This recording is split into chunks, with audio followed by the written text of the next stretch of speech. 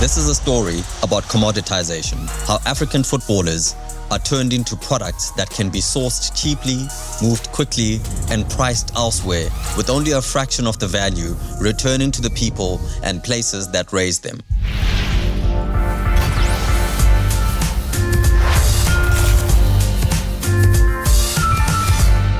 Over 3 decades, a pipeline has taken hold. Community football and schools leagues feed local clubs and private academies. Intermediaries then move the best teenagers to gateway leagues in Belgium, France, and Portugal. Then the elite players step into Europe's richest competitions or into well-funded leagues in the Gulf and Asia. It's a well-orchestrated machine. This isn't just a trickle. In 2024, expats or players from outside of other countries accounted for roughly 24% of players across 135 professional leagues worldwide, and nearly 30% of that in Europe. Africa is one of the engine rooms for that flow. Roughly 421 Nigerians, 339 Ghanaians, 250 Senegalese, and 230 Ivorians played abroad in 2024. A lot of them with very challenging and difficult routes to Europe. At AFCON 2023, about 64% of players were contracted to European clubs. Where the value lands is no mystery. Clubs in richer leagues capture most of it because that is where the broadcast cash and resale value sits. They effectively outsource the costly first decades of development to low-resource environments, then buy the finished product and pocket the upside later through performance and resale. Intermediaries earn percentages for navigating visas, regulations, and networks. Origin communities, the school teams, township clubs, and independent academies that teach the first touch and discipline receive at best a sliver of that income. Diallo, for example, was born in Abidjan and taken to Italy as a minor.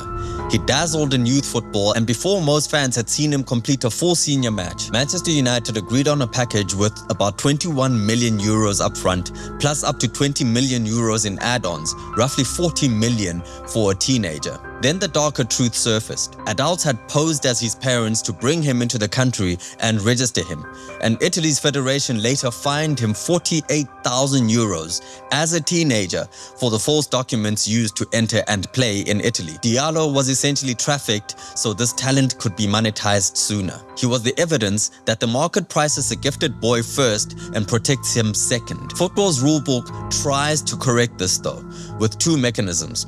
The first is training compensation, which is a cost-based payment due when a player signs his first professional contract and on each international transfer until the end of the season of his 23rd birthday.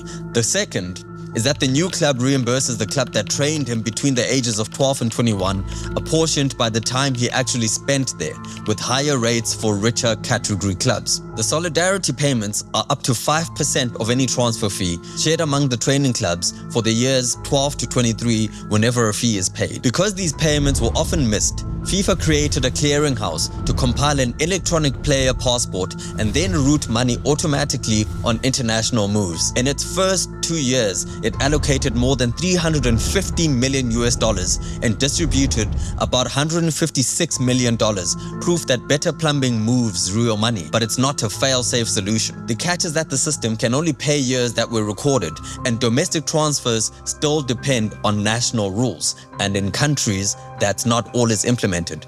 If a boy's early seasons were never registered properly, those years vanish from the passport and no money is paid. If a player moves within a country rather than across a border, whether anyone is paid depends on how faithfully that country mirrors FIFA's logic at the time.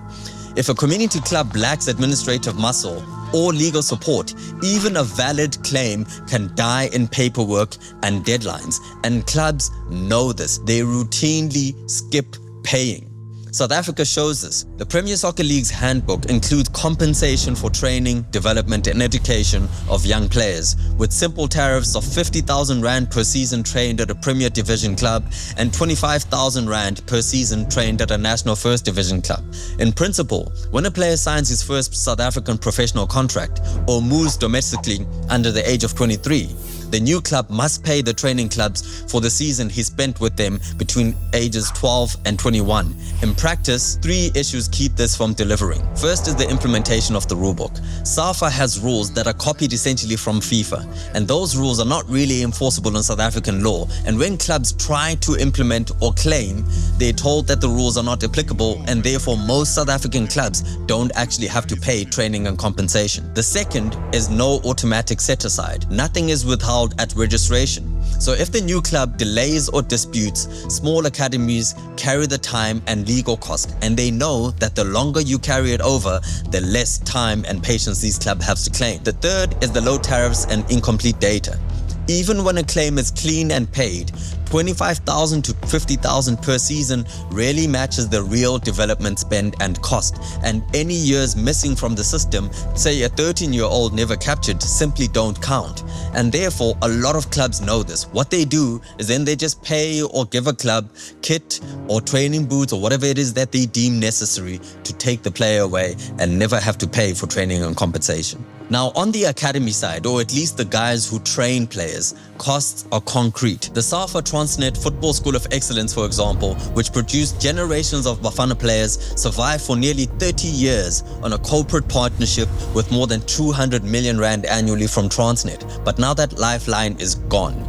Around 120 learners depend on that relationship, and the estimated cost per student was roughly 160,000 rand a year, and it covered schooling, housing, meals, coaching, transport, equipment, medical care, and staff. When Transnet withdrew the sponsorship, the institution wobbled, exposing how dependent elite development remains on a single check. So if we circle back to the Amad Diallo story, Diallo's arc simply underlines the incentives. Huge value is priced where broadcast money sits. Guardrails are fragile when the market pulls hard, and missing years in a passport mean origin clubs see nothing when the jackpot hits. It's a system designed for European clubs to get the best talents at almost zero money. It's almost like the slave trade and minerals. The fixes are practical and measurable. Domestic registrations should not be finalized until the system has withheld and routed a PSL tariff or any league amount to verified training clubs, copying the clearinghouse logic that SAFA or FIFA so dearly wants to implement. The professional and amateur frameworks should be harmonized into a single national tariff,